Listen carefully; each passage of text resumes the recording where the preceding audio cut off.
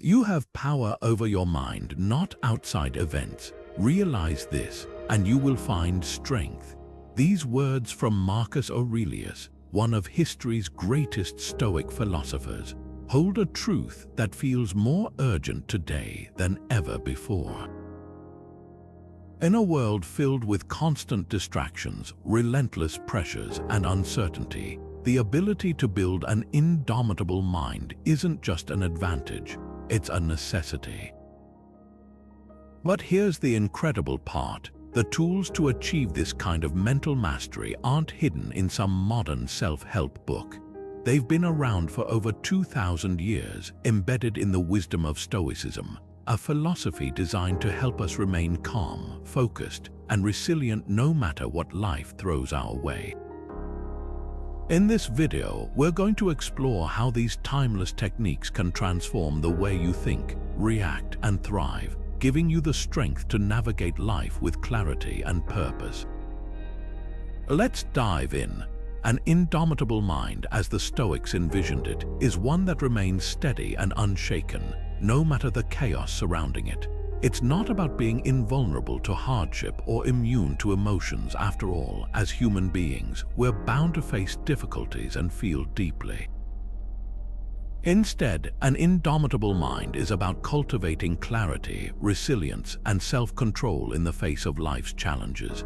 It's the ability to confront adversity not with panic or despair, but with wisdom and strength, seeing each obstacle as an opportunity to grow rather than a reason to crumble. From a Stoic perspective, clarity means understanding what is within your control and what is not. This foundational principle of Stoicism shifts the way we perceive the world. Often, we expend enormous amounts of energy worrying about or resisting things we simply cannot control, like other people's opinions, unexpected setbacks, or forces of nature. A Stoic mind, however, learns to focus on what can be controlled: our decisions, our actions, and our perspective. This clarity enables us to conserve our mental and emotional energy for what truly matters, instead of being consumed by frustration or anxiety over the uncontrollable. Resilience, another key attribute, allows the indomitable mind to endure challenges without breaking. The Stoics believed that hardship wasn't something to avoid or fear, but rather a natural part of life that, when faced head-on, could make us stronger. Just as a blacksmith tempers metal through intense heat to make it unyielding, a Stoic sees life's trials as a way to forge inner strength. Think of the story of Epictetus, a famous Stoic philosopher who was born a slave and endured unimaginable hardships. Yet, despite his circumstances, he became a symbol of resilience, teaching that it's not the events themselves that disturb us, but how we choose to interpret and respond to them. Self-control, the third pillar of an indomitable mind, is about mastering our emotions and impulses rather than being mastered by them. This doesn't mean suppressing or ignoring your feelings. Instead, it means cultivating the discipline to respond rather than react. Picture this: you're stuck in traffic, running late for an important meeting. It's natural to feel frustration bubbling up, but losing control, yelling, honking, or ruminating on the unfairness of it all only makes the experience worse. A Stoic would pause, recognize the situation as something beyond their control, and redirect their focus to a productive response, like using the extra time to mentally prepare for the meeting or reflect on what can be done differently next time. This kind of self-control isn't about denying emotions. It's about channeling them in ways that serve us rather than sabotage us. What's crucial to understand is that building an indomitable mind isn't about escaping life's difficulties or insulating yourself from pain. It's about meeting those difficulties with a sense of purpose and composure, knowing they're part of the human experience. The Stoics teach us that life will test us, it's inevitable. But through clarity, resilience, and self-control, we gain the ability to face those tests with courage and wisdom, ultimately finding strength and freedom in the process. Now think about the last time you were faced with a challenge. Did you react instinctively, or did you pause and choose your response? This distinction is at the heart of what it means to cultivate an indomitable mind. And as we move forward, we'll explore practical Stoic techniques that can help you develop this kind of mental strength, one step at a time. Imagine this: you've just spent weeks preparing for an important presentation at work. You've practiced every word, polished every slide, and anticipated every question. On the day of the presentation, just as you're about to begin, the projector fails. The technology you are relying on suddenly isn't working, and no amount of frustration or frantic button pushing can change that. In moments like this, it's easy to spiral, blaming the equipment, the situation, or your own luck. But what does that really accomplish? The projector is still broken, and all that wasted energy only leaves you feeling more frazzled. This scenario captures something we all experience: the tendency to fight against things outside of our control. Whether it's a traffic jam, a sudden rainstorm, or someone else's opinion of us, we often find ourselves resisting events we can't change, as though our outrage or worry might somehow alter the outcome. This is where Stoic philosophy offers profound guidance through a concept known as the Dichotomy of Control, an idea most famously articulated by the Stoic philosopher Epictetus.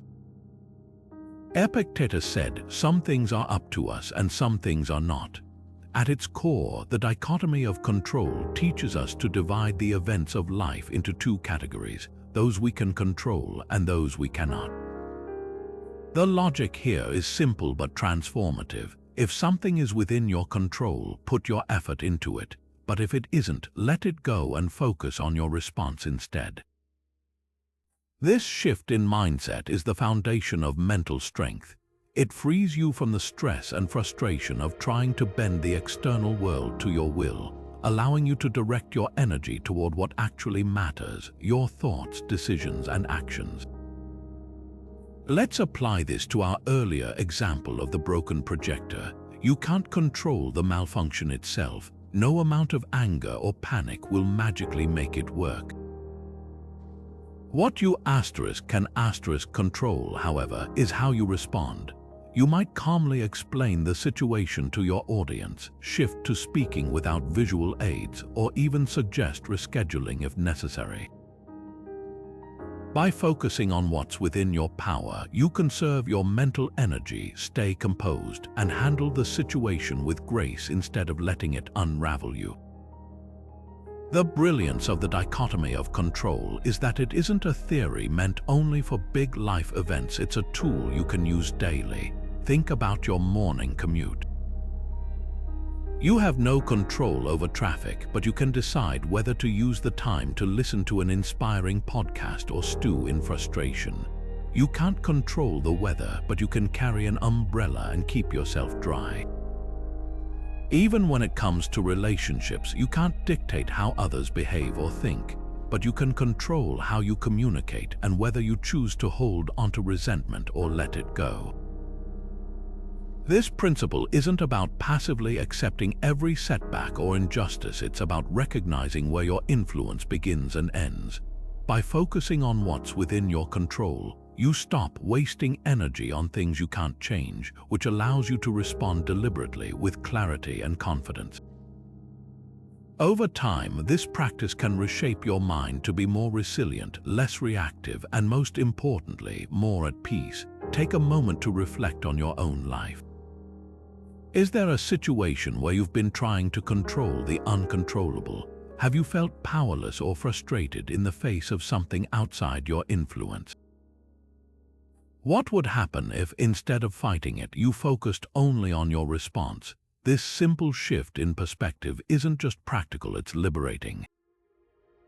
And as we'll see in the next section, it's the cornerstone of building an indomitable mind. Perception is a powerful force. In fact, the way we interpret the events around us has a far greater impact on our emotional state and decision-making than the events themselves.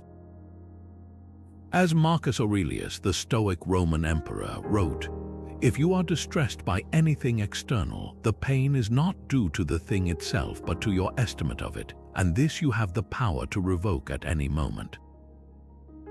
In other words, it's not the obstacle itself that holds us back. It's how we choose to perceive it, and for the Stoics, mastering this power of perception was a cornerstone of building an indomitable mind. Think about this for a moment. If reality is shaped by how we interpret it, then altering our perspective can quite literally change our experience of the world. This is where the idea of reframing comes into play.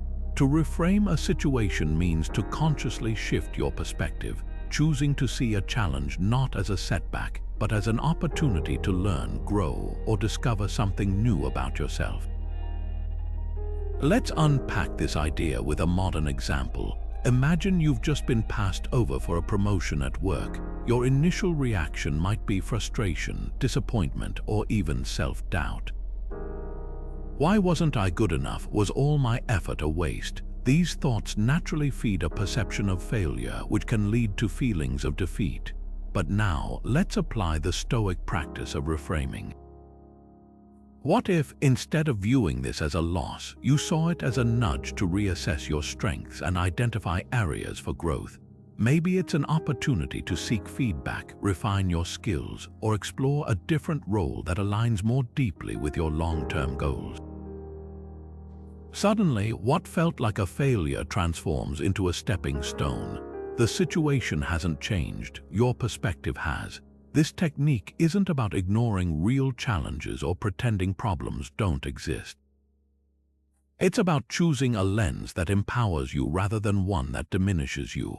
The Stoics believed that every hardship carries with it the seed of an opportunity, but it's up to us to cultivate it. Marcus Aurelius himself, despite facing war, betrayal, and immense responsibility, constantly reminded himself to see adversity as a chance to practice virtues like patience, courage, and wisdom. In his writings, he often reframed challenges as training for the soul, a way to grow stronger, sharper, and more capable of handling life's unpredictability. Think, too, about the everyday moments where reframing can shift your experience. Perhaps it's as simple as viewing a stressful deadline at work as a chance to hone your time management skills. Or seeing an argument with a friend as an opportunity to practice empathy and improve communication. By deliberately shifting your perspective, you take control of how you respond to life, rather than letting external events dictate your state of mind. The beauty of this practice is that it's completely within your power. You can't always control what happens, but you can always control how you choose to see it. An indomitable mind doesn't shy away from difficulties. It leans into them with an attitude of curiosity and growth, asking, "What can I learn from this? How can I use this to become better?" So, the next time you find yourself facing a challenge, pause for a moment and reflect, how am I interpreting this situation? Is there a way to reframe it into an opportunity? This shift won't necessarily make the problem disappear, but it will change how you experience it, giving you the strength and clarity to tackle it head-on. And as we continue, we'll dive even deeper into Stoic practices that help you sharpen this skill and build a mind that remains steady, no matter what life throws your way. Let's delve into one of the Stoic practices that truly empowers the mind, cognitive detachment. At first, this concept might sound like disengaging entirely from life, but in reality, it's about freeing yourself from the unhealthy emotional entanglements that often lead to unnecessary suffering. The essence of cognitive detachment is learning to let go of attachments to outcomes, possessions, or circumstances, so you can approach life with greater clarity, balance, and peace. Seneca, one of the most influential Stoic philosophers, wrote extensively about this idea. He observed that much of the pain we experience doesn't come from life itself, but from our clinging to things we fear losing. He said, "It is not the man who has too little, but the man who craves more that is poor." In other words, when we attach our happiness to something external, a certain goal, a material possession, or even another person, we hand over control of our well-being to forces beyond our grasp. And when those things inevitably change or slip away, we're left feeling devastated, even though the change itself is simply a natural part of life. Think about it in real-world terms. Imagine you've saved up for years to buy your dream car. You finally get it, and for a while it brings you joy and pride. But over time, the novelty fades, and worse, if it gets scratched or damaged, or if you lose it entirely, that attachment can turn into frustration, sadness, or even a sense of identity loss. The Stoics would argue that this pain comes not from the car itself, but from the emotional weight you've invested in it.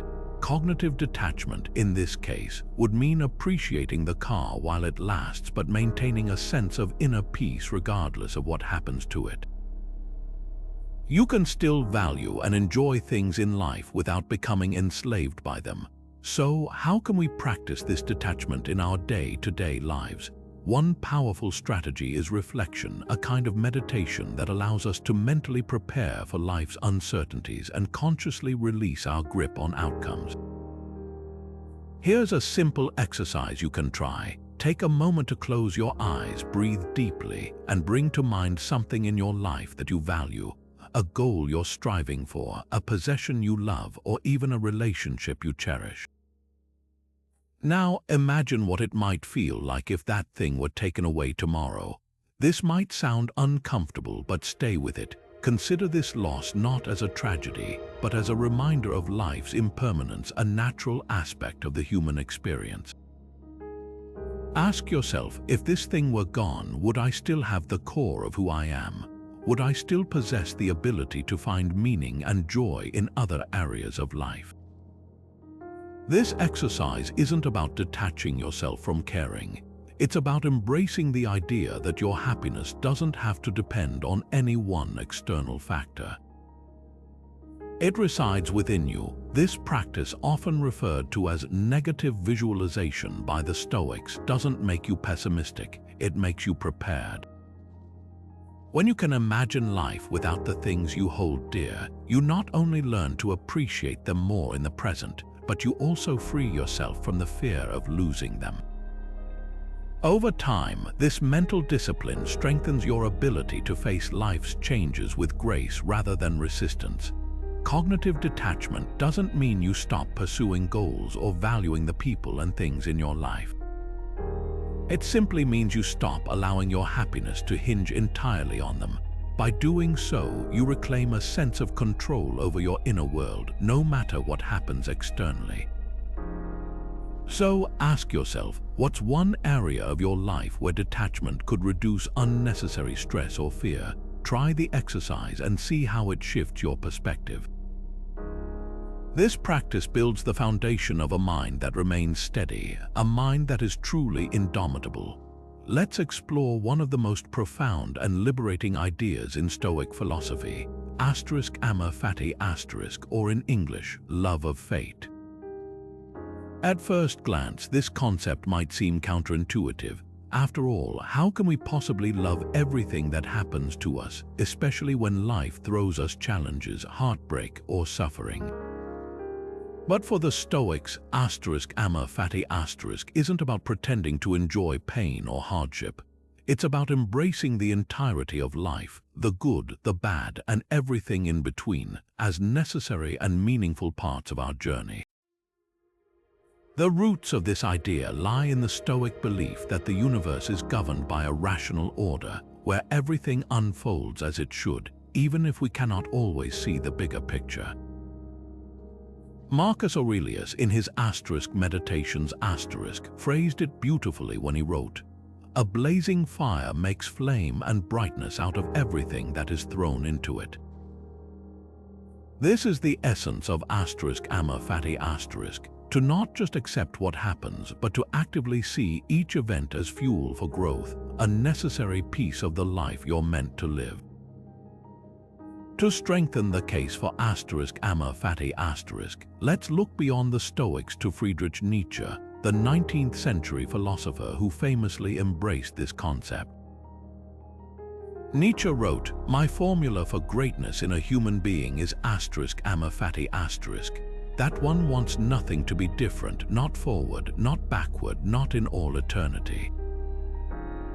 Not merely bear what is necessary, still less conceal it, but love it. In other words, true strength lies in the ability to welcome everything that life hands us, not begrudgingly, but with open arms, seeing it all as an integral part of who we are." Consider how this mindset can build resilience. When faced with adversity, most of us default to resistance, wishing things were different, replaying events in our minds, or blaming ourselves or others. But resistance only prolongs our suffering. Amor Fati* invites us to shift from resistance to acceptance, and ultimately to love. It's about recognizing that even life's difficulties shape us in important ways. They teach us lessons, reveal our inner strength, and force us to grow in ways we might never choose voluntarily. Let's make this concept more concrete. Think of a recent challenge you faced. Maybe it was losing a job, dealing with a strained relationship, or navigating an unexpected health issue. At first, it's natural to feel upset or even defeated. But what if you reframed that event as something essential to your growth? What if you saw it as a catalyst for a better version of yourself?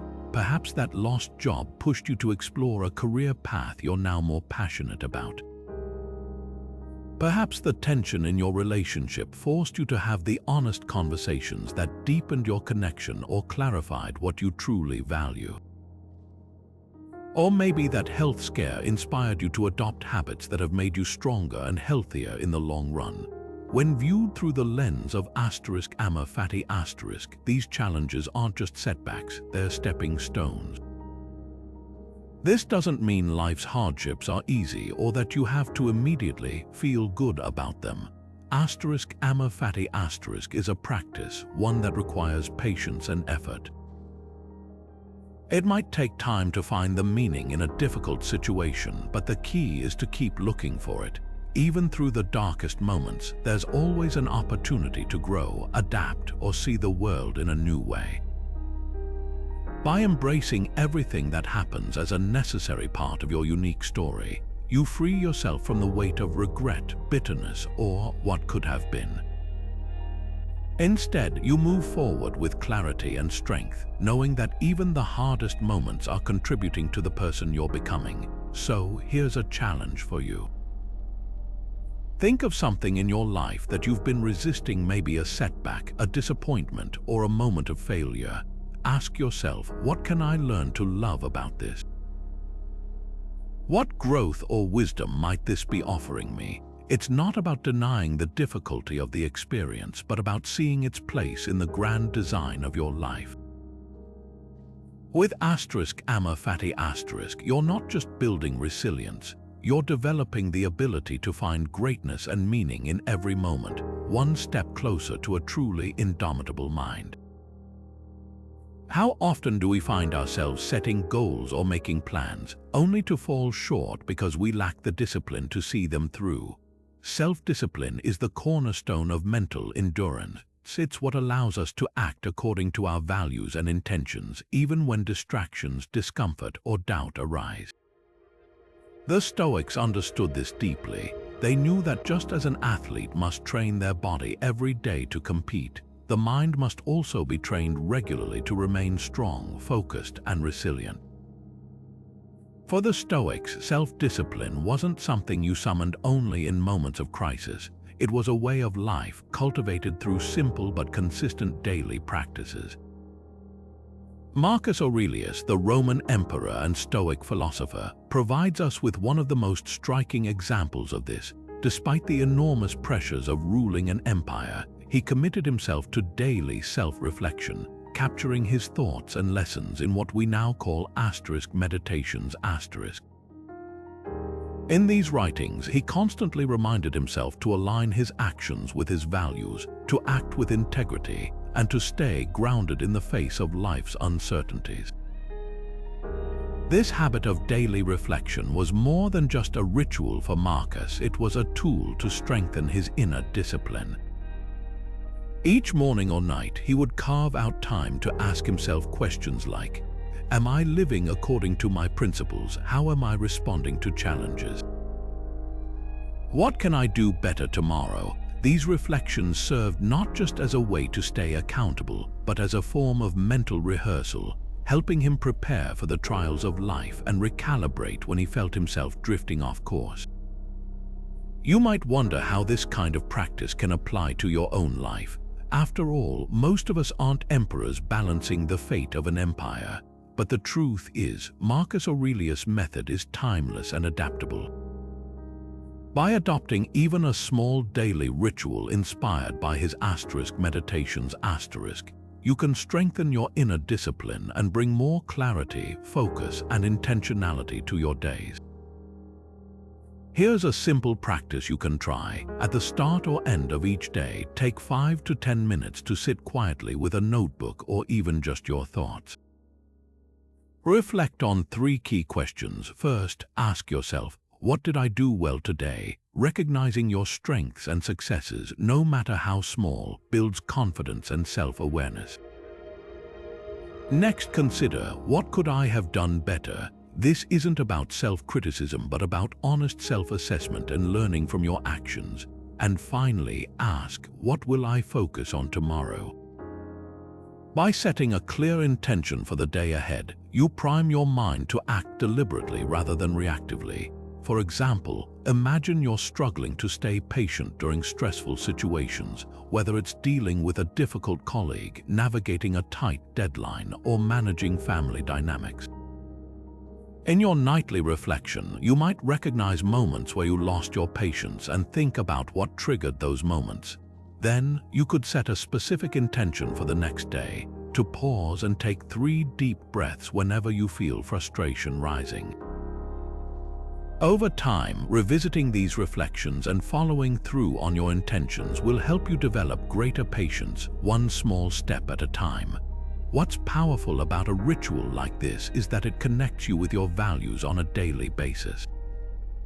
It's not about perfection or monumental changes overnight. It's about small, consistent actions that, over time, shape who you are. The Stoics believed that building self-discipline is like building a muscle. It takes time, effort, and repetition, but with each practice, you grow stronger and more capable of facing life's challenges with composure and strength. So ask yourself, what small ritual could you start today to begin cultivating your inner discipline? Whether it's journaling like Marcus Aurelius, committing to a brief moment of mindfulness, or simply setting one clear intention for how you'll approach the day, the key is consistency. It's in these daily practices that we fortify our minds, transforming fleeting inspiration into lasting strength.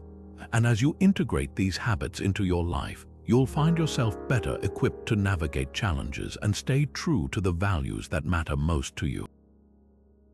Freedom, as the Stoics saw it, isn't about having unlimited choices or control over the world.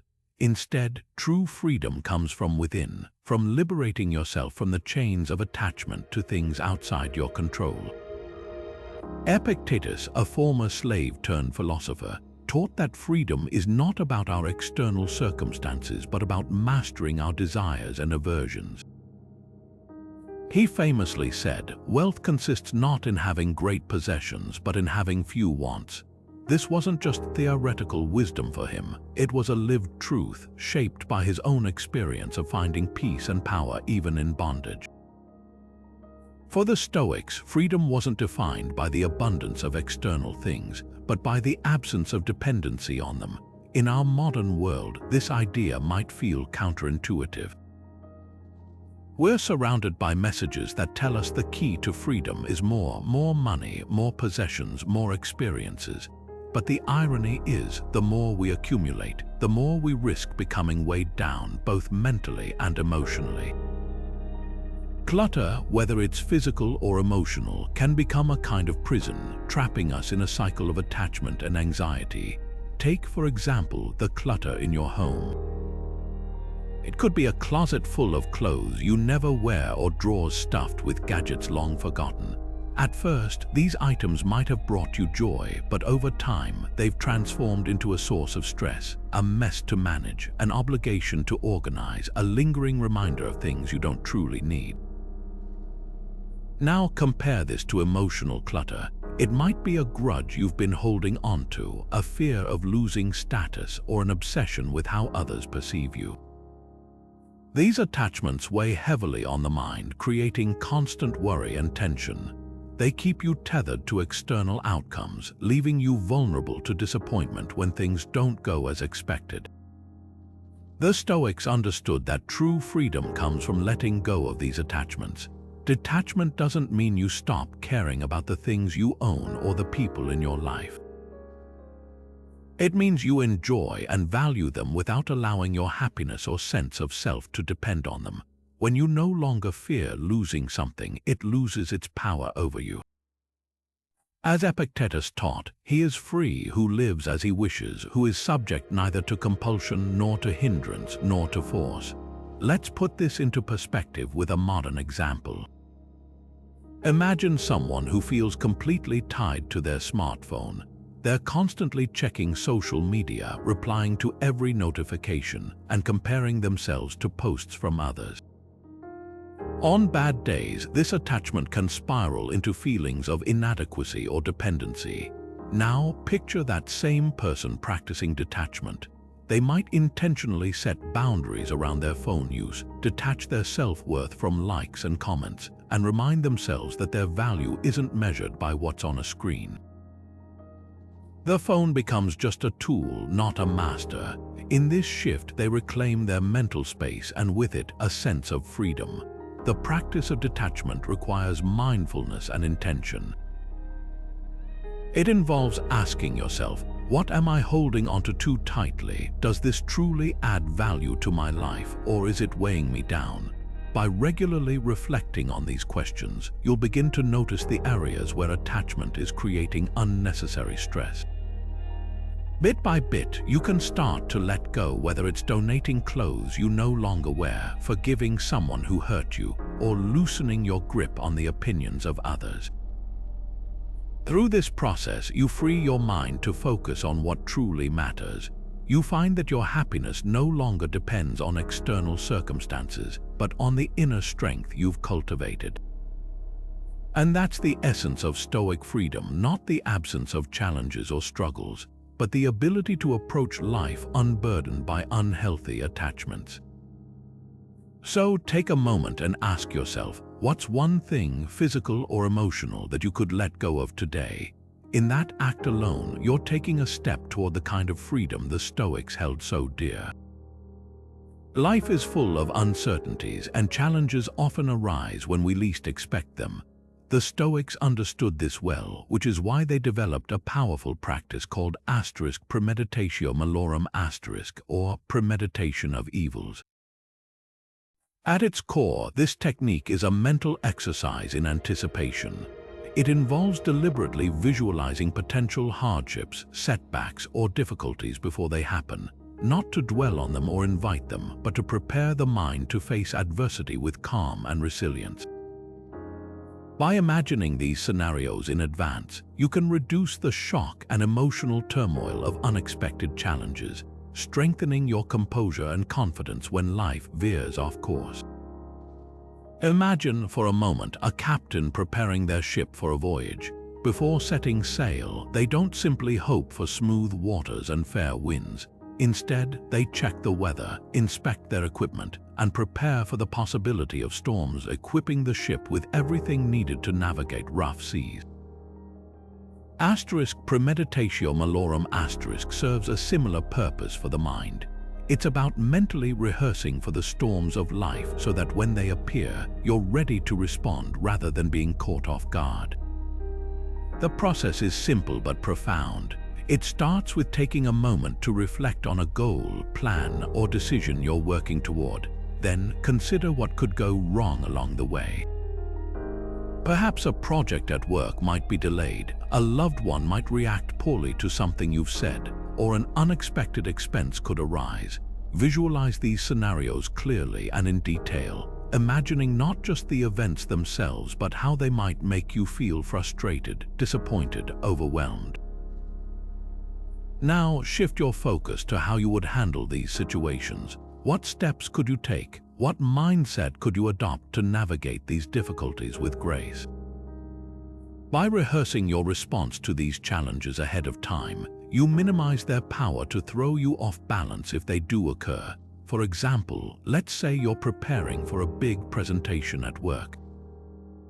As part of your Premeditatio Malorum exercise, you might imagine technical issues arising, like a malfunctioning projector or a last-minute change in the schedule. By visualizing these obstacles, you can think through practical responses, perhaps practicing without slides so you're prepared to speak confidently without visuals, or having a backup copy of your presentation on hand. Beyond logistics, this exercise also prepares you emotionally. Instead of feeling panicked or flustered if things go wrong, you've already visualized yourself handling the situation calmly, making it easier to stay composed in the moment. At first glance, this practice might seem pessimistic or counterproductive. Why focus on negative possibilities? Isn't it better to stay positive and hope for the best? The Stoics would argue that Premeditatio Malorum is not about negativity but realism. It's not about expecting the worst but about being prepared for it. Hope is not a strategy, and blind optimism can leave you vulnerable when things don't go as planned. Visualizing potential challenges doesn't mean you want them to happen. It means you're equipping yourself with the mental tools to face them if they do. On a deeper level, this practice also helps us confront our fears. Often, the things we fear most are amplified by uncertainty and avoidance. By deliberately imagining these scenarios, we strip them of their power. The Stoics believed that even the worst-case scenario is rarely as bad as our mind initially makes it out to be, and by facing it head-on in thought, we build the resilience to handle it in reality. Think about the last time you faced a challenge that caught you off guard. How much of your stress came from the situation itself, and how much came from the surprise or lack of preparation? Now imagine how different it would feel if you had mentally rehearsed that moment in advance, already equipped with a plan and a sense of calm. This is the gift of Premeditatio Malorum *. It's not about living in fear of what could happen, it's about freeing yourself from that fear by being ready for whatever comes your way. As you incorporate this practice into your life, start small. Choose one upcoming event or goal and spend a few minutes imagining possible challenges. Reflect on how you could handle them and remind yourself that while you can't control every outcome, you can always control your response. The more you practice this mental rehearsal, the more resilient and composed your mind will become, prepared to weather life's inevitable storms with strength and confidence. Gratitude, as simple as it may sound, is one of the most profound tools for building an indomitable mind. While it's often overshadowed by more prominent Stoic practices like accepting control or reframing challenges, gratitude holds a unique power. It shifts the focus of the mind from scarcity to abundance, from what's missing to what's present, and from frustration to appreciation. The Stoics understood this deeply. Seneca, one of the philosophy's great thinkers, often spoke of gratitude not just as a virtue but as a foundation for a peaceful, resilient life. He wrote, "We are more often frightened than hurt, and we suffer more in imagination than in reality." How much better to turn our thoughts to what we have than what we fear to lose? At its core, gratitude is a practice of anchoring the mind. It teaches us to notice the things we already have instead of endlessly chasing what we lack. In a world that constantly tells us we need more achievement, more possessions, more approval, it's easy to become consumed by feelings of inadequacy or dissatisfaction. Gratitude disrupts this cycle, reminding us that what we have right now is enough. It isn't about denying ambition or refusing to strive for growth. Instead, it's about grounding ourselves in the present and recognizing the value in what's already in our hands, even as we work toward the future. Imagine this: you're at the end of a long day, exhausted and overwhelmed. Your mind races through what went wrong, projects left unfinished, moments of friction with others, or goals that seem out of reach. Now pause and shift your focus. Think about something as simple as the meal you had that day, the roof over your head, or a kind word someone shared with you. Suddenly, the day doesn't feel as heavy. That's the power of gratitude. While it doesn't erase challenges, it reframes them, helping you see that even in difficult times there are moments of abundance. Seneca believed gratitude was not just a fleeting feeling, it was an intentional practice. He encouraged reflecting deeply on the things we tend to take for granted, from the air we breathe to the relationships that sustain us. This reflection fortifies the mind by training it to focus on what is good, even in moments of adversity. Think about it. When you're regularly attuned to the positive aspects of your life, you're less likely to feel shaken by temporary setbacks. Your mind becomes rooted in a sense of steadiness that external circumstances simply can't disrupt. One practical way to integrate this Stoic wisdom into your life is through gratitude journaling. At the end of each day, take 5 minutes to list 3 things you're grateful for. They don't need to be monumental. Oftentimes, the most meaningful realizations come from small, everyday moments. Maybe it's the warmth of the sun on your face that morning, a productive conversation with a colleague, or the laughter of a loved one. Over time, this simple habit rewires your mind to seek out the good, even in difficult situations. Here's why this practice is so effective. Gratitude journaling forces perspective. It interrupts the brain's natural tendency to dwell on problems and redirects it to abundance. This shift doesn't just make you feel better, it builds resilience. The next time you face a challenge, your gratitude practice acts as a buffer, reminding you that hardships are only part of the broader picture.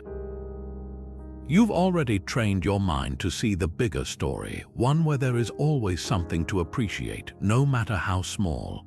Gratitude, as the Stoics teach, isn't just about feeling thankful. It's about cultivating a mental discipline that allows you to face life with strength and grace.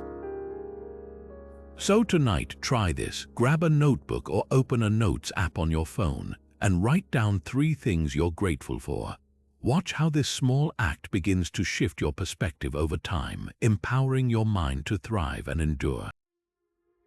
By focusing on what's present instead of what's lacking, you're taking a vital step toward mental mastery, one rooted in abundance and clarity. The Stoics often reminded themselves and us that life is fleeting.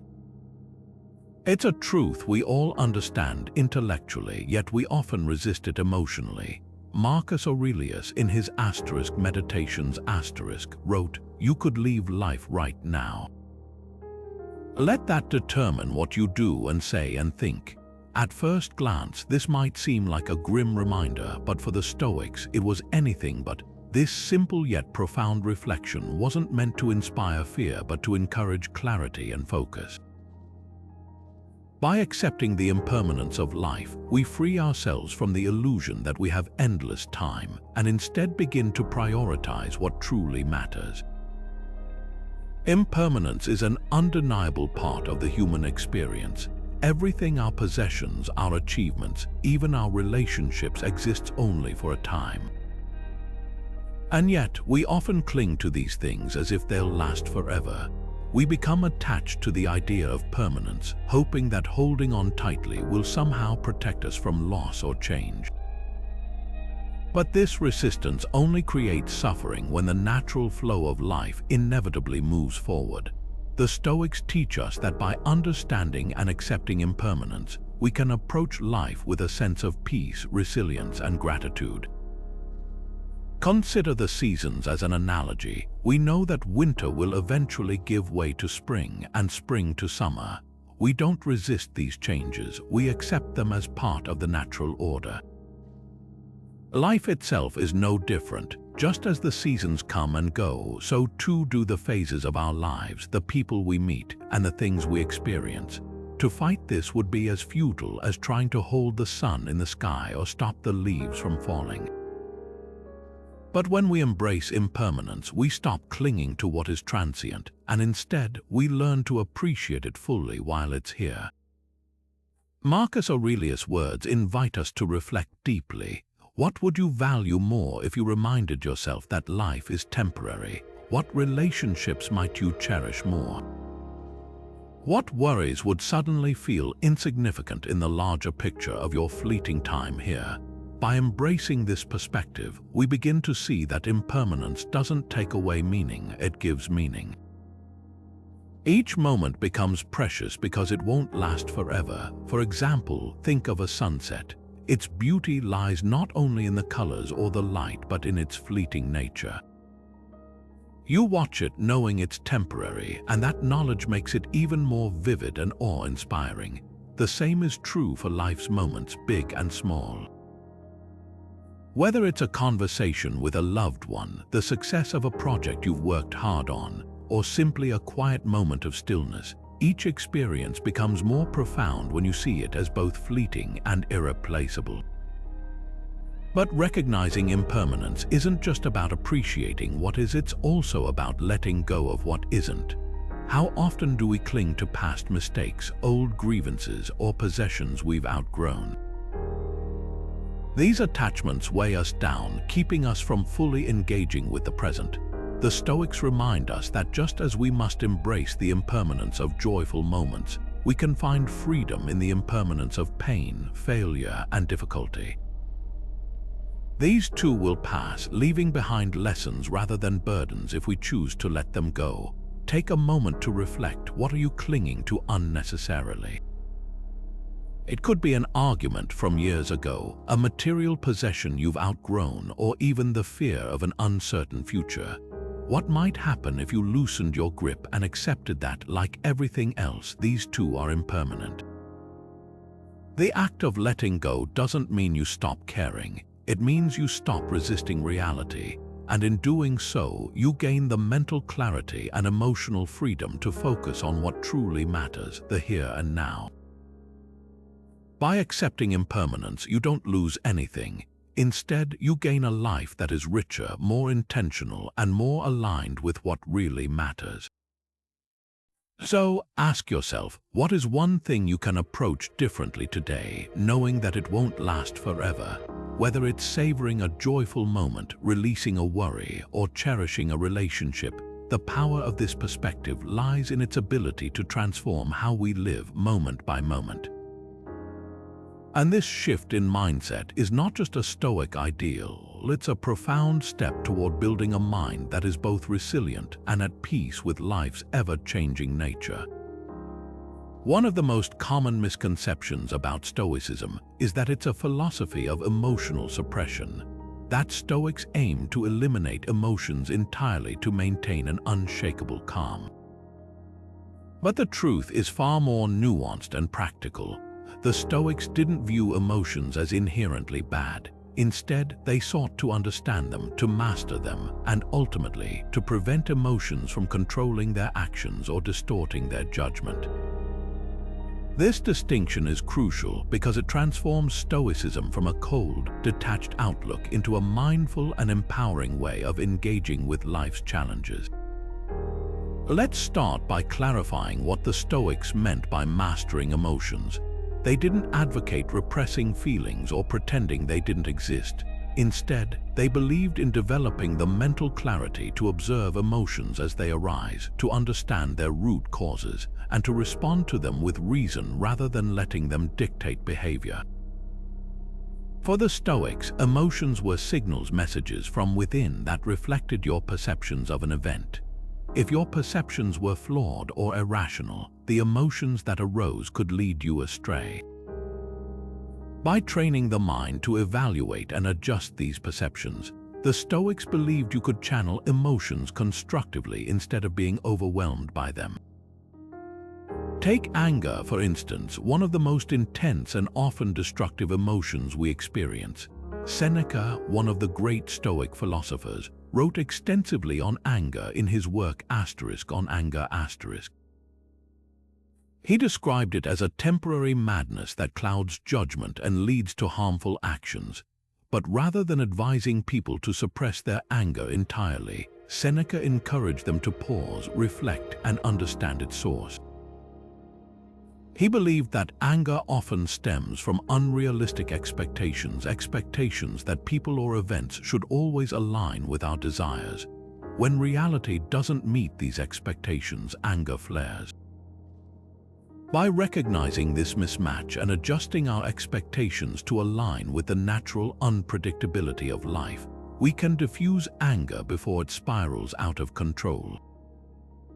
Imagine, for example, you're cut off in traffic. Your immediate reaction might be to feel angry, interpreting the other driver's action as a personal affront or a deliberate act of disrespect. But if you pause and reflect, as Seneca would suggest, you might realize that your anger is fueled by an expectation. The expectation that everyone should drive perfectly or that others should always consider your need. By reframing the situation, perhaps imagining that the other driver is simply distracted or in a rush due to an emergency, you can let go of the anger and respond calmly. The key here isn't to suppress the initial emotion, but to process it thoughtfully and redirect your focus toward a more constructive reaction. This approach applies to all emotions, not just anger. Fear, sadness, frustration, each has its roots in the way we perceive and interpret life's events. The Stoics teach us to step back from our immediate emotional reactions and ask, is this perception accurate? Is this reaction helpful? What could I choose to think or do instead? Through this practice, emotions become allies rather than enemies, tools for understanding ourselves and navigating the world, rather than forces that tug us in every direction. It's also important to recognize that the Stoics valued positive emotions like joy and love, but they believed that even these should be guided by reason. Genuine joy, for example, comes not from fleeting pleasures or external possessions, but from living in alignment with your values and embracing the present moment without attachment.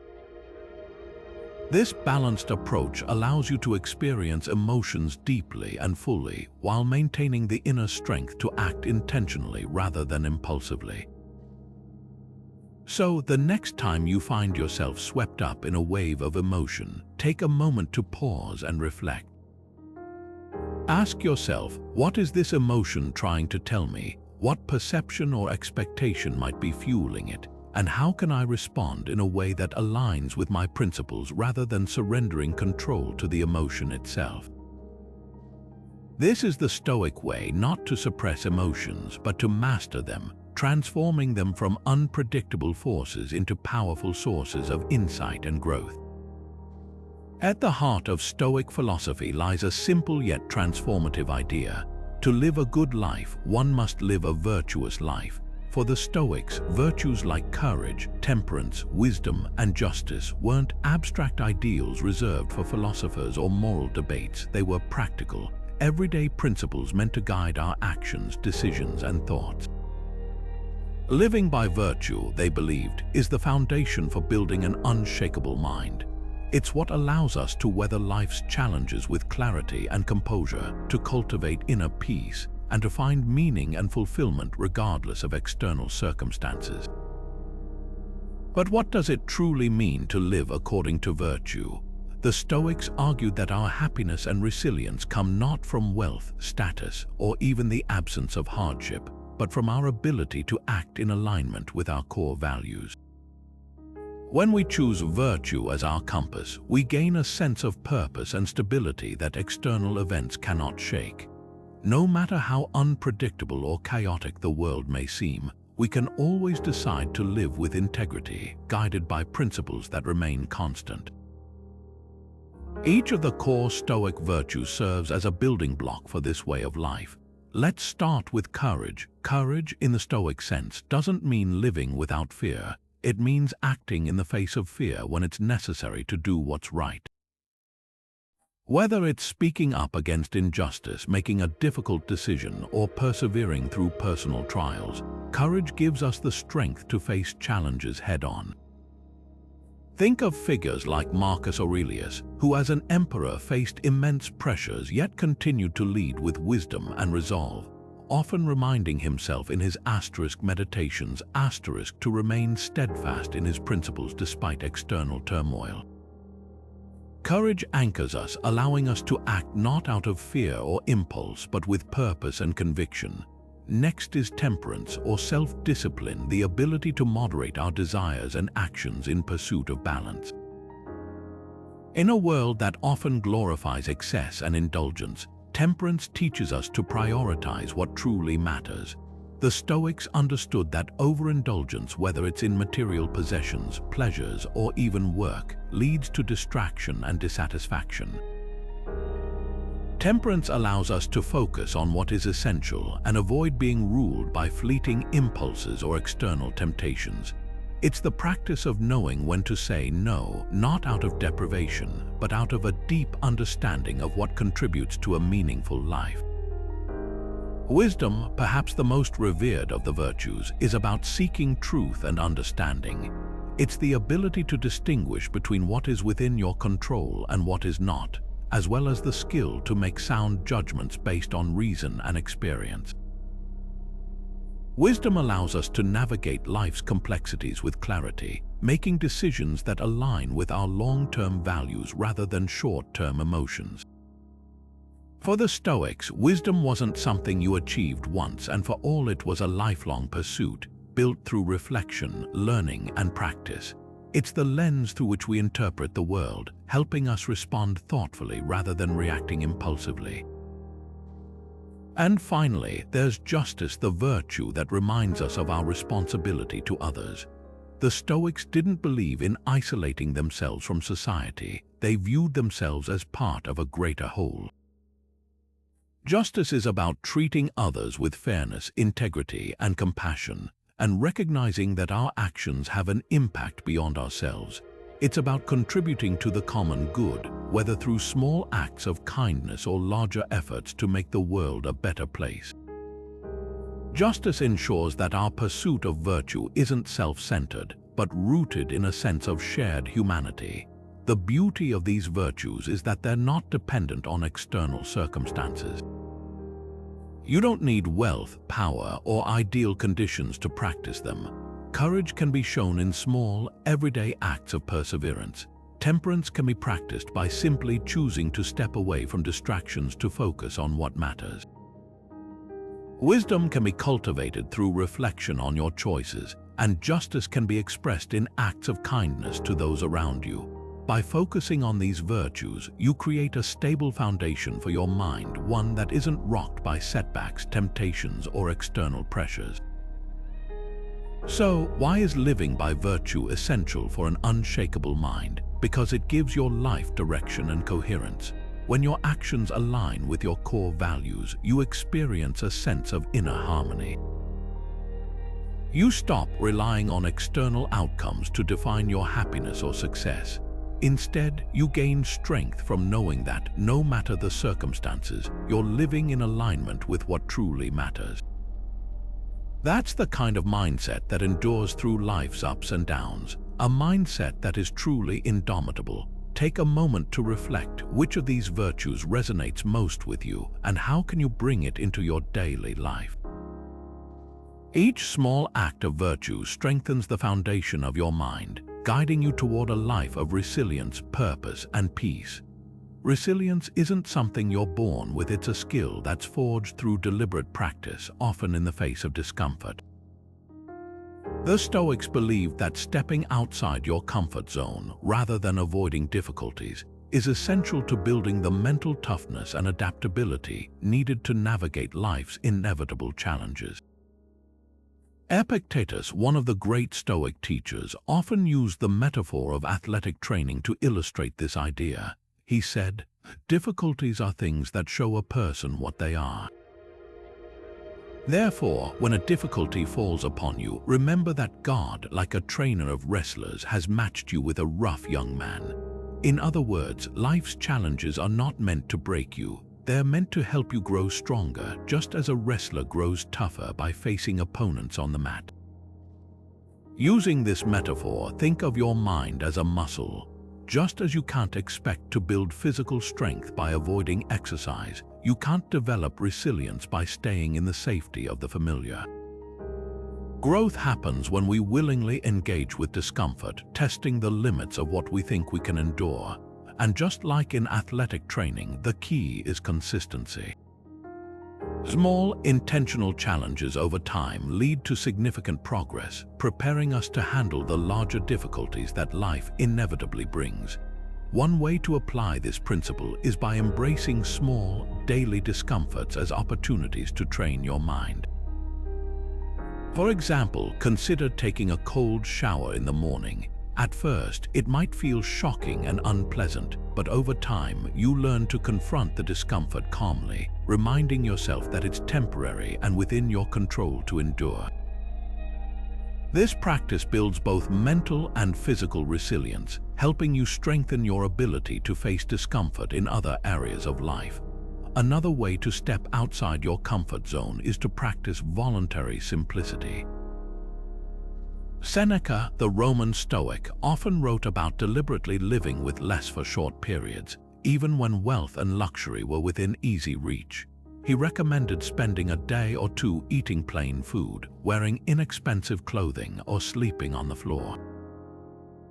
The purpose wasn't to punish yourself, but to remind yourself that you can endure much less than you think you need. This exercise helps reduce dependence on external comforts and teaches you that true contentment comes from within, not from material possessions or ideal circumstances. You can also use social challenges to practice Stoic resilience. For instance, if you're someone who tends to avoid conflict or shy away from difficult conversations, challenge yourself to face them with honesty and calm. This might involve asserting your opinion in a meeting, addressing a misunderstanding with a friend, or saying no to a request that doesn't align with your values. These small acts of courage, while uncomfortable, strengthen your ability to stand firm in the face of social pressures or fears. The key to embracing discomfort is not to overwhelm yourself, but to start small and build gradually. Think of it as mental resistance training. If you're a beginner in the gym, you wouldn't start by trying to lift the heaviest weights. You'd start with manageable challenges and increase the difficulty as your strength grows. The same principle applies to Stoic training. Choose one area where you can introduce a bit of discomfort, whether it's waking up earlier, reducing your screen time, or stepping into an unfamiliar situation, and observe how it impacts your mindset over time. What's amazing about this practice is how it transforms your relationship with discomfort. Instead of fearing or avoiding it, you begin to see it as a teacher, something that shapes you into a stronger, more capable version of yourself. By leaning into discomfort regularly, you build not only resilience but also confidence in your ability to handle whatever life throws your way. You start to realize that most of the fears and doubts that hold you back are exaggerated in your mind, and with each challenge you face, those mental barriers begin to dissolve. So here's a challenge for you. Think about one small, uncomfortable action you can take today. Maybe it's as simple as holding a cold shower for 10 seconds longer, walking into a difficult conversation with curiosity rather than avoidance, or saying yes to an opportunity that scares you a little. Remember, growth doesn't come from staying where it's safe. It comes from taking that first step into the unknown, trusting that every small act of discomfort is forging the indomitable mind the Stoics envisioned. Mindful presence is perhaps one of the most transformative Stoic practices, and it's deeply rooted in the writings of Marcus Aurelius.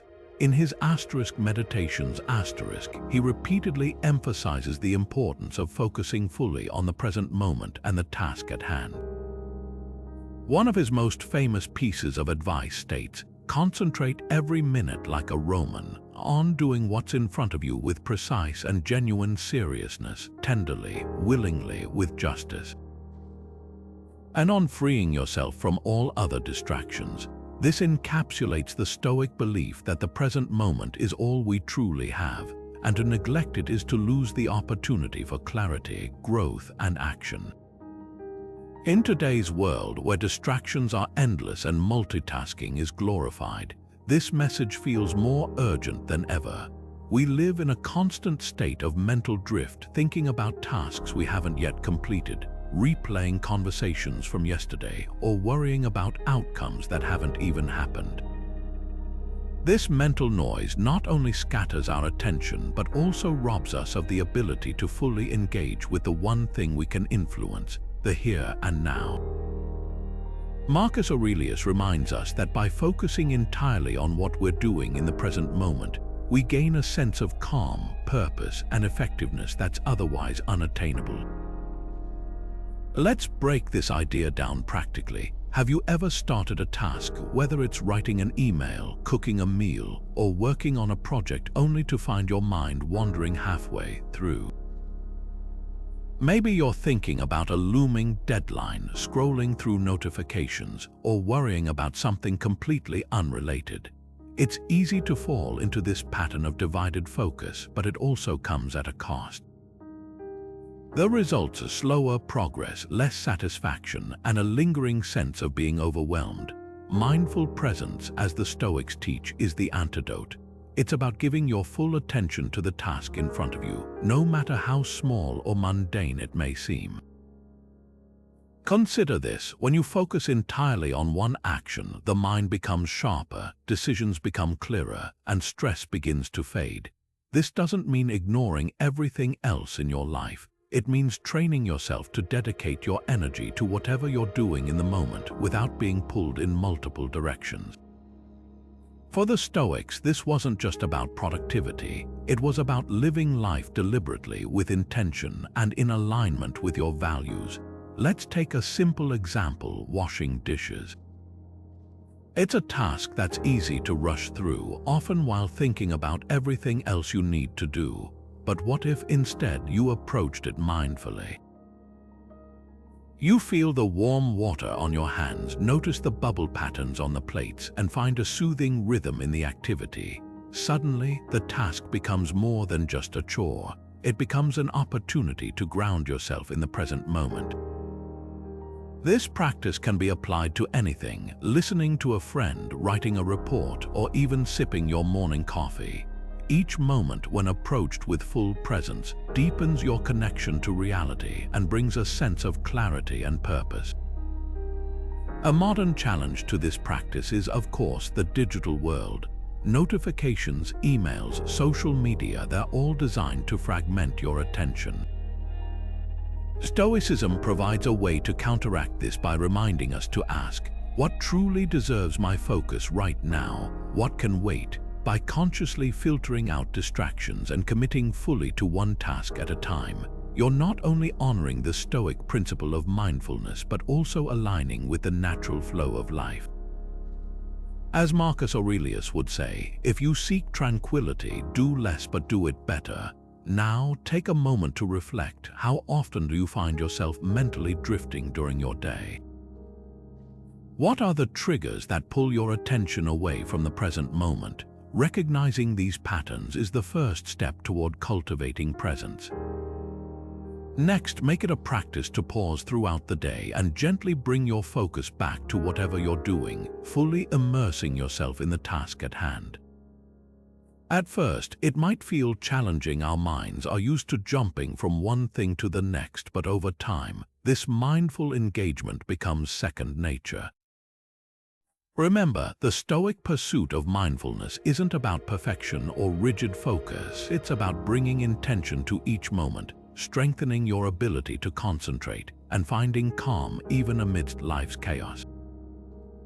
By anchoring yourself in the present, you unlock the power to give your best to whatever lies before you. And as Marcus Aurelius reminds us, do every act of your life as though it were the very last act of your life. Because in truth, the present moment is all we ever truly have. Imagine for a moment stripping away all the excess in your life, the distractions, the luxuries, the comforts you've come to rely on. What would be left? How would you feel? For many, this thought can stir anxiety, perhaps even resistance. After all, we live in a world that equates happiness with accumulation, having more, doing more, being more. But the Stoics saw things differently. They believed that true strength of character, true freedom, comes not from having more but from needing less. And one of the most powerful Stoic practices for cultivating this mindset is voluntary simplicity. Seneca, one of the most renowned Stoic philosophers, wrote extensively about this concept. Despite his immense wealth and influence as a Roman statesman, he deliberately practiced periods of self-imposed simplicity to prepare his mind for hardships and to remind himself of what was truly essential. In his letter to his friend Lucilius, Seneca described spending days living as if he were poor, eating plain food, wearing simple clothes, and sleeping on the bare minimum, to test his ability to endure discomfort and to confront the fear of losing material comforts.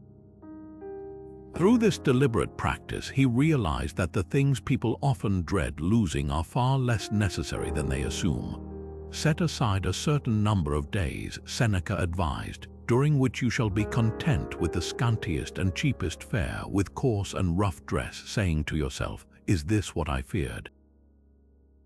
The beauty of voluntary simplicity lies in its intentionality. It's not about deprivation or punishment, it's about choice. When you willingly let go of luxury, even temporarily, you gain a profound sense of control over your desires and fears. By simulating the conditions you might otherwise dread, you strip them of their power to intimidate. Once you realize you can be content with less, the grip of external comforts on your mind begins to loosen. You're no longer as dependent on what you have because you've proven to yourself that you can thrive without it. How does this build mental fortitude? First, it cultivates resilience. Imagine living in abundance your entire life and one day losing it all. The shock would be overwhelming, not just because of the loss itself, but because you'd never prepared for the possibility. Practicing simplicity acts as a kind of mental training, showing you that losing material comforts doesn't mean losing your ability to find contentment. When challenges arise, this preparation allows you to remain steady and composed, knowing you've already faced and overcome discomfort. Second, simplicity clarifies what truly matters. When you strip away the excess, whether it's possessions, habits, or commitments, you gain a clearer view of your values and priorities. It's hard to see what's essential when you're surrounded by distractions. But when you practice simplicity, you create space for reflection and focus. You begin to appreciate the intrinsic value of the things in your life, like relationships, purpose, and inner peace, rather than seeking fulfillment in the accumulation of more. In today's world, this practice is more relevant than ever. Consider the way we've become tethered to consumerism and convenience. From impulse online shopping to the urge for the latest gadget, our happiness is often tied to external comforts that can easily vanish. Practicing simplicity offers a way to reclaim control, to remind ourselves that true contentment is within us, not in the things we own. So, how can you bring this practice into your own life? Start small. Set aside a day or even a few hours to live more minimally. Eat simple meals, take a break from social media or entertainment, and focus on activities that don't require spending money or relying on conveniences. Use this time to reflect, what do I really need to feel content?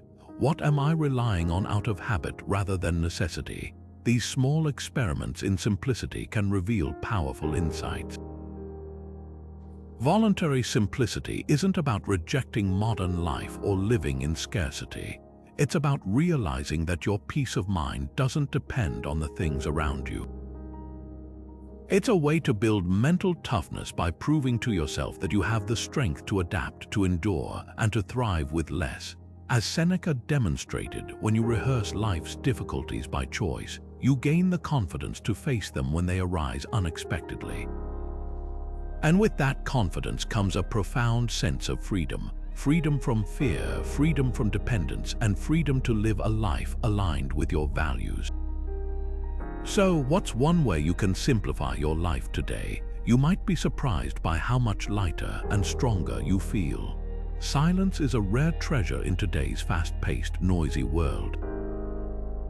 From the constant buzz of notifications to the never-ending stream of opinions and information, we are surrounded by distractions that pull our attention in dozens of directions at once. For the Stoics, however, silence wasn't just an absence of noise. It was an essential practice for cultivating wisdom, focus, and clarity. They understood that stepping away from the chaos of the world and turning inward is one of the most effective ways to strengthen the mind. Take the words of Epictetus, who said, "We have 2 ears and 1 mouth so that we can listen twice as much as we speak." This simple insight isn't just a reminder to listen more to others, but also to the deeper, quieter voice within ourselves. The Stoics recognized that in silence we can observe our thoughts and emotions without interference, allowing us to process experiences with greater perspective and insight.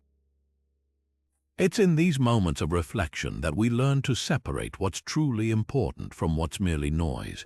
Regularly practicing silence and inner reflection acts as a powerful antidote to the mental clutter we often carry. In our daily lives, it's easy to become reactive, responding impulsively to emails, messages, or stressful situations without pausing to consider whether our actions align with our values. Silence creates the space to step back, breathe, and recalibrate. It's a moment to ask ourselves, am I acting out of wisdom or just reacting to circumstance? Am I focusing on what I can control or being swept away by distractions? One of the most effective ways to integrate silence and reflection into your routine is through journaling. Marcus Aurelius, the Stoic emperor, offers us an extraordinary example of this practice. His personal writings, now known as *meditations*, weren't meant to be read by others. They were a tool for self-examination and personal growth. Each day, Marcus used his journal as a space to reflect on his thoughts, decisions, and challenges. He would ask himself how he could act more virtuously, how he could better deal with adversity, and what external events he needed to let go of.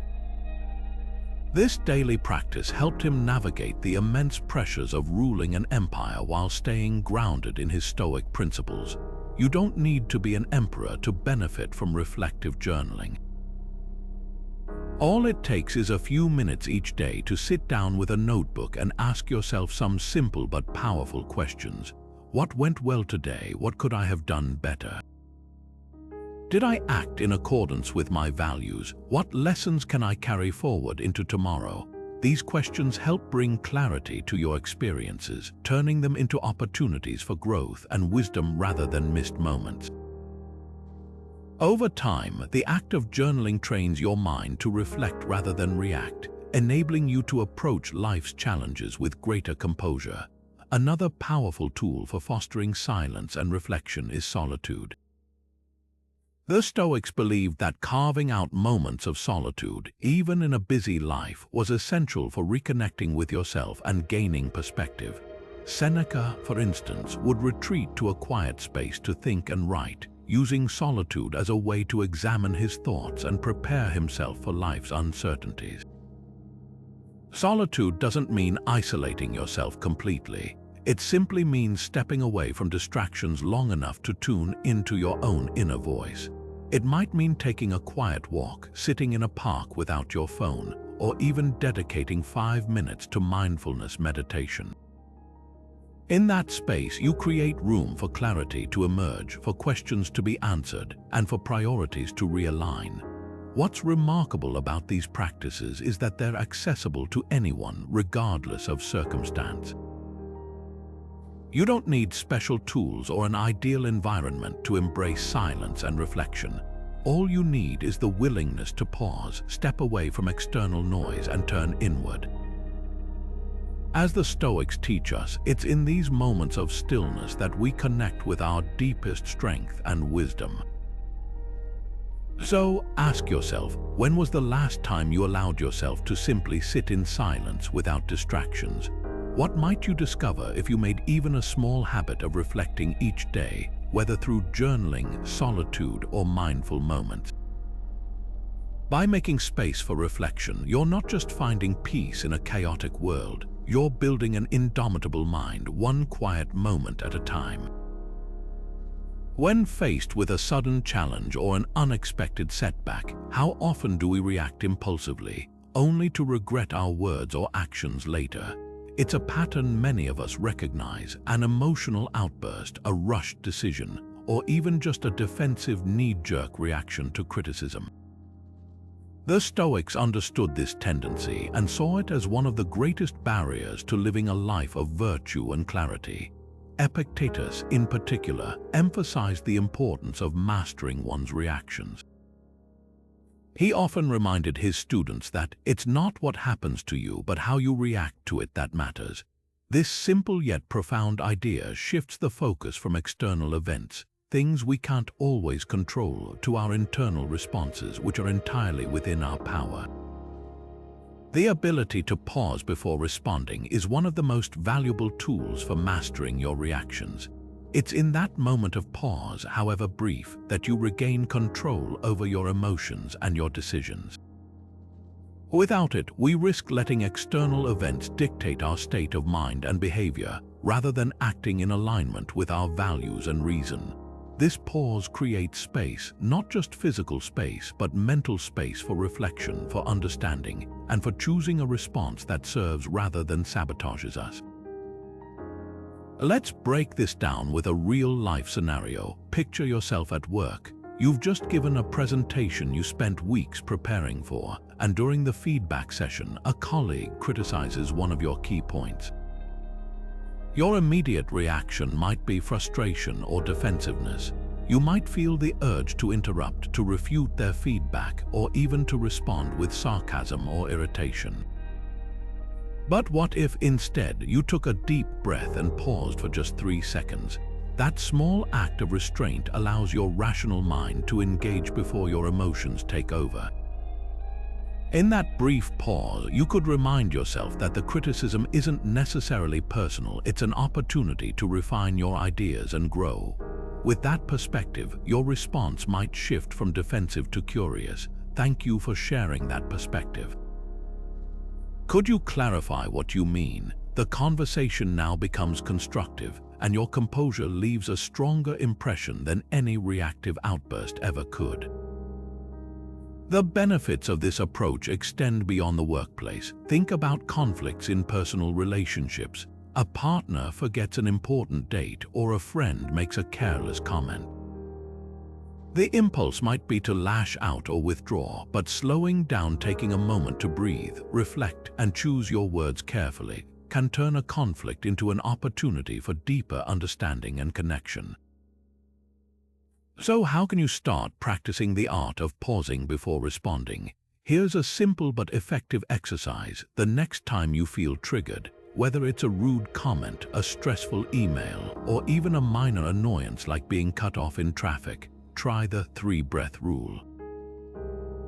Before you say or do anything, pause and take 3 slow, deep breaths. Inhale deeply through your nose, hold for a moment, and exhale slowly. As you do this, remind yourself to separate your emotions from the event. Ask yourself, what's really happening here? Is this worth my energy? What response aligns with my values? This practice might feel unnatural at first, especially when emotions are running high, but with repetition, it becomes second nature. Each time you pause, you're rewiring your brain to respond thoughtfully rather than react impulsively. Epictetus compared mastering our reactions to training as an athlete. He said, "No great thing is created suddenly, any more than a bunch of grapes or a fig. If you tell me that you desire a fig, I answer that there must be time. Let it first blossom, then bear fruit, then ripen." In the same way, gaining control over your reactions takes time, practice, and patience. But each time you pause, even for a few seconds, you build the mental discipline that strengthens your ability to respond with wisdom and composure. Think about a time when reacting impulsively led to regret. What might have been different if you'd given yourself just a moment to pause? Moving forward, how can you incorporate the habit of pausing into your daily life? Mastering your reactions doesn't mean suppressing emotions or ignoring challenges. It means responding in a way that reflects your higher self, rather than being at the mercy of fleeting impulses. And as the Stoics teach us, that ability to pause and respond with intention is the hallmark of a truly indomitable mind. Failure is a word that often carries heavy emotional weight. For many, it represents something to fear, avoid, or even deny. But the Stoics saw failure in a completely different light to them. Failure wasn't a dead end. It was a critical part of the learning process, a stepping stone toward growth, and an opportunity to refine one's character. Marcus Aurelius captured this idea beautifully when he wrote, "The impediment to action advances action. What stands in the way becomes the way." These words remind us that setbacks, rather than being obstacles that block our progress, can actually fuel the fire of our perseverance and growth if we choose to let them. At its core, the Stoic approach to failure is rooted in reframing. It's about shifting your perspective from seeing failure as something definitive or shameful to seeing it as a necessary, even valuable part of life's journey. Failure isn't the opposite of success, it's a companion to it.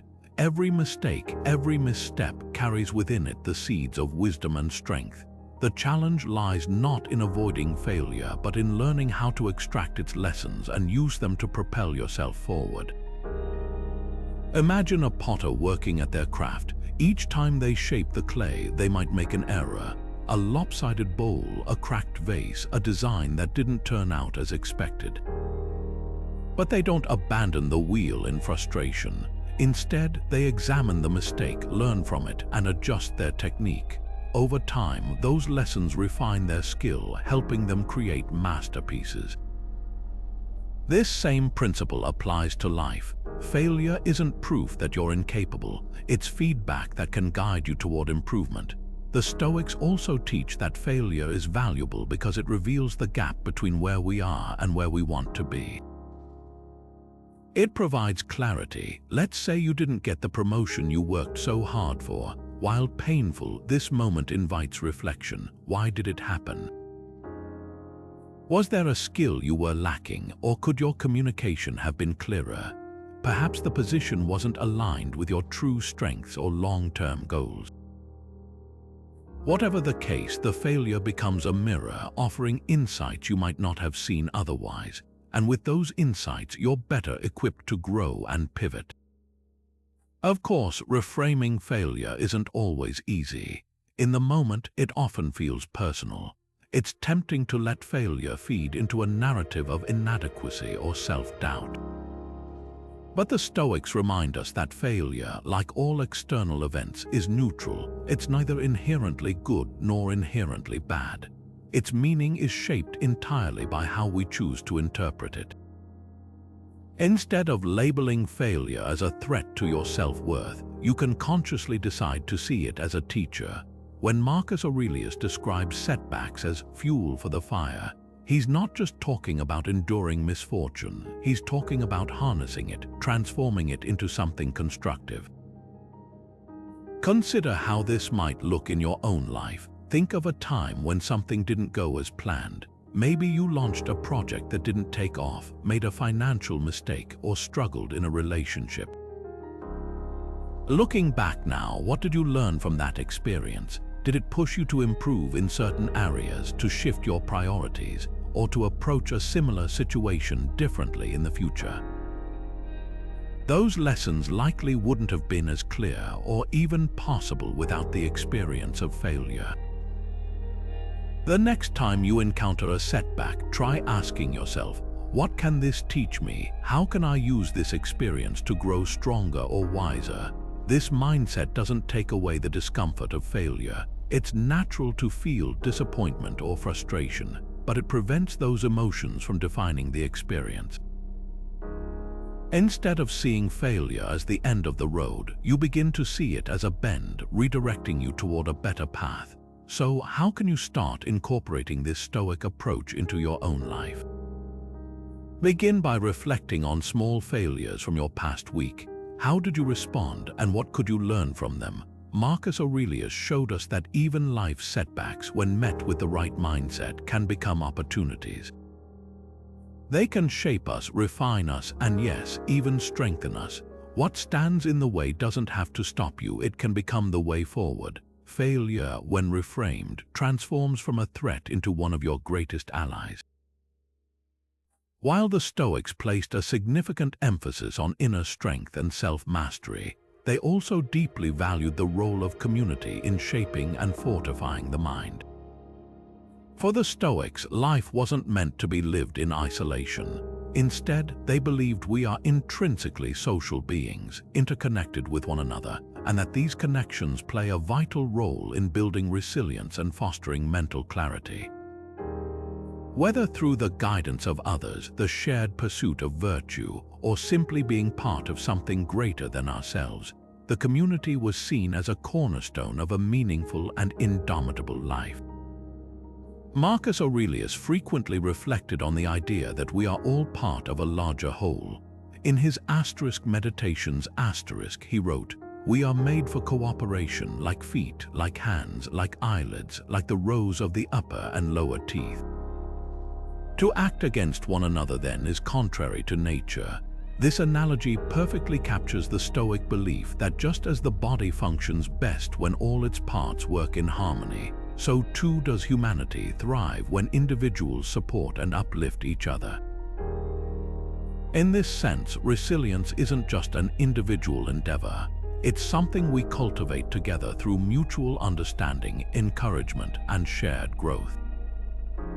One of the most important aspects of community, according to the Stoics, is the company you keep. Surrounding yourself with virtuous, like-minded individuals can profoundly influence your mindset and actions.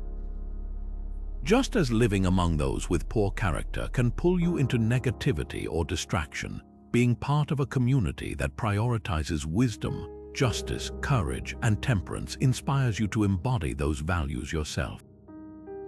Epictetus advised his students to associate with those whose values challenge them to grow, saying, "The key is to keep company only with people who uplift you, whose presence calls forth your best."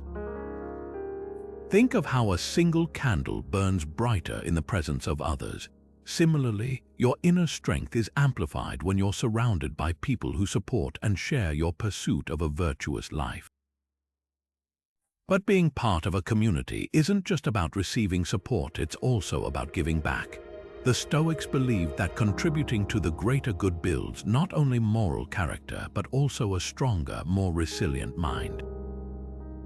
When you act in service of others, whether it's offering kindness, sharing wisdom, or standing up for justice, you shift your focus away from self-doubt, fear, or frustration, and toward a sense of purpose and connection. This alignment with a cause greater than yourself helps you cultivate clarity, perseverance, and a deep sense of fulfillment. It reminds you of the bigger picture, grounding you in the knowledge that your actions, no matter how small, contribute to the well-being of the whole. Consider, for example, the power of mentorship. When you mentor someone, guiding them through challenges, sharing your experiences, or simply offering a listening ear, you're not just helping them develop their resilience. You're also reinforcing your own understanding of Stoic principles. Explaining a concept to someone else forces you to clarify and internalize it for yourself. Additionally, the act of supporting another person fosters empathy and patience, qualities that strengthen your own mental fortitude. If you're wondering how to bring the Stoic principle of community into your own life, start by reflecting on the people you spend the most time with.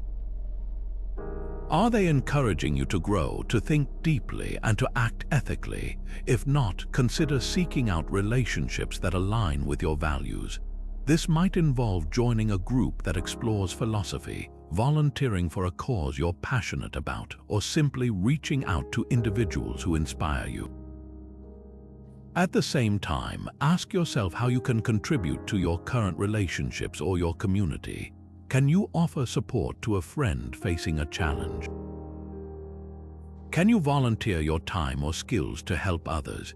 Even small acts of service can create ripples that strengthen not only those around you but also your own sense of purpose. The Stoic approach to community reminds us that we are never truly alone. We are part of an interconnected web of humanity, and our growth is tied to our willingness to support one another. By surrounding ourselves with virtuous people and contributing to the greater good, we create a feedback loop of resilience, wisdom, and strength, a foundation on which an indomitable mind can thrive. So ask yourself today, how can you connect with others in a way that uplifts both them and yourself? In doing so, you'll discover that the path to inner strength often begins with the relationships you nurture beyond yourself. Acting with deliberate intention is one of the cornerstones of Stoic philosophy. It's about aligning your actions with your values and purpose, rather than being led astray by distractions, impulses, or the demands of others. The Stoics believed that living intentionally, taking control of your actions and making deliberate choices was essential for cultivating a life of meaning and clarity. Marcus Aurelius, the Roman emperor and Stoic philosopher, provided timeless guidance on this. He advised, "At every moment, keep a sturdy mind on the task at hand, as a Roman and a human being, doing it with scrupulous and sincere dedication, with love and with justice, and on freeing yourself from distractions." You see how few things you have to do to live a satisfying and reverent life. This advice is a call to stay grounded in what truly matters, to avoid being swept up by the chaos of the world or the pull of fleeting desires. Marcus knew the challenges of staying focused. As the ruler of an empire, he faced countless distractions, pressures, and interruptions. Yet he constantly reminded himself to return to his purpose, to act with intention, and to give his full attention to each task, no matter how small or mundane it seemed. In modern life, this advice is more relevant than ever. From the constant notifications on our phones to the endless stream of emails, ads, and news, our attention is under siege. It's all too easy to spend an entire day reacting to what's happening around us, rather than proactively deciding how to spend our time and energy. Acting with deliberate intention means taking a step back from this frenetic pace and asking yourself, am I truly choosing how to live this moment, or am I letting distractions and impulses dictate my actions? The practice of intentional living starts with clarity, understanding what values and goals are most important to you. For the Stoics, this clarity came from reflecting on their purpose in life and ensuring their actions were guided by virtues like wisdom, courage, justice, and temperance. Acting with intention isn't necessarily about achieving monumental goals every single day. It's about aligning even the smallest actions with your values. For example, if you value patience, how can you practice it in a challenging conversation? If you value growth, how can you align your time with opportunities to learn and improve? One of the biggest obstacles to intentional living is impulsivity. How often do we respond to a situation based on an immediate emotion, only to regret it later? Maybe we make a comment out of anger, buy something we didn't really need, or agree to something that doesn't align with our priorities. These impulsive reactions take us further from the life we want to build. The Stoics teach us that by pausing before we act, by exercising a moment of reflection, we can redirect our actions toward our higher purpose. As Marcus Aurelius would put it, we must not be carried away by the impression of the moment, but say to it, wait a little while and let me see who you are and what you represent. So, how can you begin to incorporate this principle of intentional living into your daily routine? Here's a simple exercise to try. Each morning, before diving into your day, take just 5 minutes to set an intention. Ask yourself, what is my purpose today? What values do I want to embody in my actions? This could mean committing to focused work on a specific goal, practicing kindness in your interactions, or simply prioritizing patience and steadiness in the face of challenges. Throughout the day, regularly check in with yourself to see if your actions are aligned with that intention. Are you staying focused on what matters, or are you being pulled off course by distractions and impulses? These moments of mindfulness give you the power to realign and refocus. Another technique is to reflect at the end of the day. Take a few quiet moments to ask yourself, did my actions today reflect my values? Were there moments where I let distractions or emotions dictate my behavior? What small adjustments can I make to better align my actions with my intentions tomorrow? This kind of daily reflection helps reinforce the habit of living intentionally, strengthening your ability to stay true to your purpose even amidst life's inevitable distractions. By acting with deliberate intention, you take ownership of your life. You shift from being reactive to proactive, from being pulled in countless directions to moving with clarity and purpose. And as the Stoics remind us, living in this way aligned with what truly matters leads to a life of deep satisfaction and meaning. So, what intention will you set for today? How will you ensure that your actions reflect the person you aspire to be? With each intentional decision, you're building not just a better day, but a better life. What if you reminded yourself every day that your time here is limited, that at any moment your life could be brought to an end? For many, this thought might seem unsettling, even uncomfortable. But for the Stoics, it was nothing less than essential. They called this practice Memento Mori, a Latin phrase that translates to "remember you must die." Far from being morbid or pessimistic, Memento Mori was a tool to sharpen focus, ground the mind, and illuminate what truly matters. When you reflect on life's brevity, you begin to see the world and your choices with a clarity that's otherwise hard to achieve. Marcus Aurelius wrote, "You could leave life right now. Let that determine what you do and say and think." Rather than turning away from the reality of death, he encouraged embracing it as a constant companion. By keeping mortality in view, the Stoics believed we could cut through distractions, trivialities, and the endless chase for things that don't truly matter. This practice wasn't about fearing death. It was about using it as a reminder to live fully and intentionally, cherishing the present moment and acting in alignment with our highest values.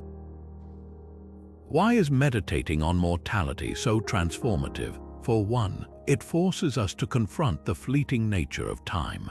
So much of our day-to-day life can be consumed by things that, in the grand scheme, are insignificant arguments over minor inconveniences, endless scrolling through social media, or the pursuit of material possessions that bring only temporary satisfaction. When we zoom out and remember that our time is finite, these things lose their grip on us. What remains are the relationships we cherish, the work that fulfills us, and the moments of joy and connection that make life meaningful.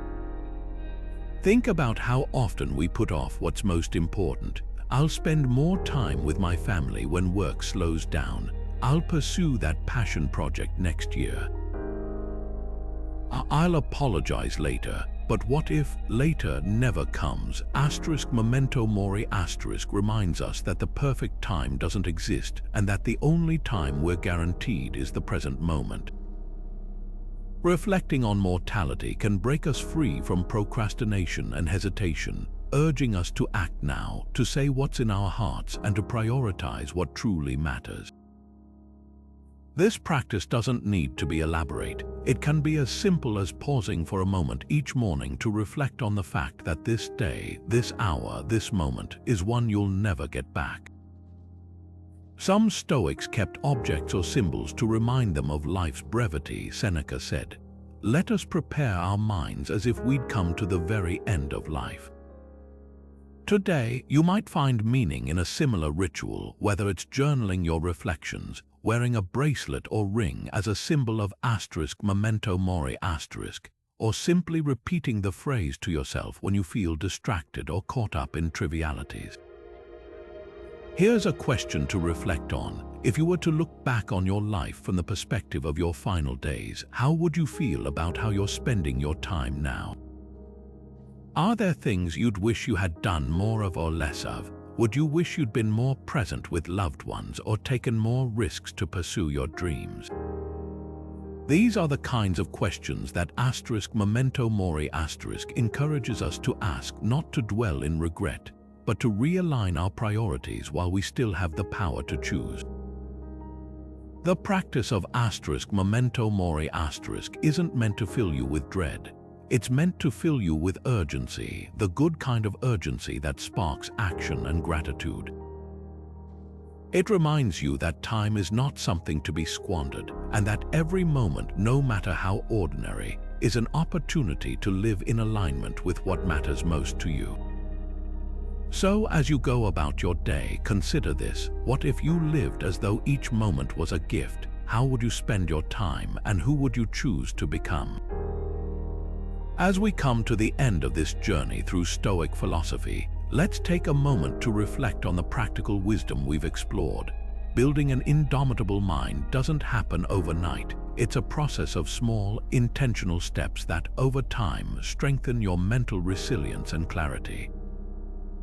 The Stoics have shown us that true strength is not about controlling the world around us, but mastering the way we think, perceive, and respond to life's challenges. We began with the cornerstone of Stoicism, the dichotomy of control. By learning to separate what is within our control, our thoughts, actions, and choices, from what is not, like other people's opinions or external events, we free ourselves from unnecessary stress and frustration. This clarity allows us to focus our energy where it truly matters, empowering us to face adversity with calm and purpose. Next, we explored the power of reframing, of deliberately choosing to see obstacles as opportunities for growth. Life may not always go as planned, but by shifting our perspective, as Marcus Aurelius encouraged, we can transform even the toughest moments into valuable lessons that sharpen our character. We also delved into the importance of mastering emotions, not by suppressing them, but by understanding and responding to them with reason and intention. Whether it's anger, fear, or frustration, emotions are not our enemies. They're signals that, when recognized and managed thoughtfully, can guide us toward a more composed and purposeful life. The Stoics also taught us the value of embracing discomfort, whether through voluntary simplicity or facing challenges head-on. By stepping outside our comfort zones, we develop the mental toughness to endure hardship when it arises, proving to ourselves that we are stronger than we think. And finally, we reflected on the fleeting nature of life through the practice of Memento Mori.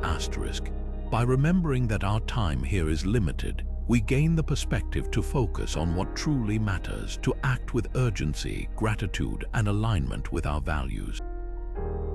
These principles aren't just theoretical, they're tools you can carry with you every day. Start small. Take 5 minutes each morning to reflect on what's within your control and set an intention for how you'll respond to the day's challenges. Practice gratitude even for life's difficulties, as they offer opportunities to grow. When faced with an obstacle, pause and ask yourself, how can I turn this into fuel for the fire? These small, consistent practices will gradually lay the foundation for a mind that remains unshaken, no matter what life throws your way. As Marcus Aurelius so powerfully reminds us, you have power over your mind, not outside events. Realize this and you will find strength. This idea is at the heart of Stoicism. It's a reminder that your peace, your strength, and your freedom are all within your grasp. By focusing on what you can control, embracing the present moment, and living in accordance with your values, you can cultivate an unbreakable mindset. So now, I invite you to take this wisdom into your daily life. Reflect on what resonated most with you today and think about how you can start applying it, even in small ways. What's one practice or perspective you're ready to adopt? Share your thoughts in the comments. I'd love to hear about your journey. Together, we can learn, grow, and support one another in building minds that are not just resilient but truly indomitable. Thank you for watching, and I'll see you in the next video. Stay strong, stay present, and take